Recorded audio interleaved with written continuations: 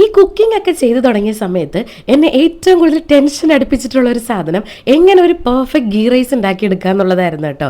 അങ്ങനെ കുറേ അധികം ട്രയൽസും റൺസും ഒരുപാട് ഫ്ലോപ്പീസ് കഥകളും ഒക്കെ ആയിട്ട് ചോറെടുത്ത് ഉണക്കിയ കഥകളും വേവത്ത് ചോറ് തിന്ന കഥകളും ഒക്കെ ഉണ്ട് കേട്ടോ. അങ്ങനെ ഫൈനലി നമ്മളൊരു പെർഫെക്റ്റ് ഗീ റൈസ് സ്പെഷ്യലിസ്റ്റ് ആയിരിക്കുകയാണ്. അപ്പം നമ്മുടെ ബേസിക് പ്ലാൻ എന്താണെന്ന് വെച്ചാൽ ആവശ്യത്തിന് അളന്നെടുത്ത അരി നന്നായി കഴുകി ഒന്ന് കുതിർക്കാൻ വെക്കാം. അതിനുശേഷം അതൊന്ന് ഊറാനായിട്ടും വെക്കണം കേട്ടോ. ഇനി നമുക്ക് 2 ടീസ്പൂൺ ഗീയിലേക്ക് സ്പൈസസും പിന്നെ ആവശ്യത്തിനുള്ള കുറച്ച് സവാളയും കുറച്ച് മല്ലിയിലയും കൂടി ആഡ് ചെയ്ത് ജസ്റ്റ് സോട്ട് ചെയ്തെടുക്കുക. ഇനി നമ്മൾ ഊറ്റി വെച്ചിരിക്കുന്ന അരി ഇതിനകത്തേക്ക് ആഡ് ചെയ്തതിന് ശേഷം 1 ഗ്ലാസ് അരിക്ക് 2 ഗ്ലാസ് വെള്ളം എന്നുള്ള പരുവത്തിൽ നല്ല തിളച്ച വെള്ളം കൂടെ ആഡ് ചെയ്ത് കൊടുത്ത് ആവശ്യത്തിനുള്ള ഉപ്പും പിന്നെ കുറച്ച് ലെമണും ആഡ് ചെയ്തതിന് ശേഷം നന്നായിട്ടൊന്ന് മിക്സ് ചെയ്യാം. ഇനി നമുക്ക് പുക പുറത്ത് പോകാത്ത രീതിയിൽ നല്ല പോലെ ഒന്ന് സ്റ്റീം ചെയ്താണ് നമ്മൾ എടുക്കാൻ പോണത്. ഇതുപോലെ പെർഫെക്റ്റ് ആയിട്ടുള്ള ഗീ റൈസ് കിട്ടും. ചിലർ 1 ഗ്ലാസ് അരിക്ക് 1.5 ഗ്ലാസ് വെള്ളം എന്ന രീതിയിൽ ഉപയോഗിക്കാറുണ്ട് കേട്ടോ.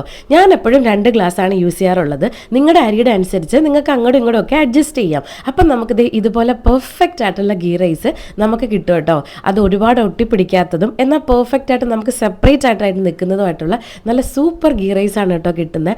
ആദ്യമൊക്കെ കുറച്ച് ബുദ്ധിമുട്ടുണ്ടാവും, പിന്നെ ഉണ്ടാക്കി അങ്ങോട്ട് സെറ്റ് ആവും. ഇതൊക്കെ ഒരു എക്സ്പീരിയൻസ് അല്ലേ.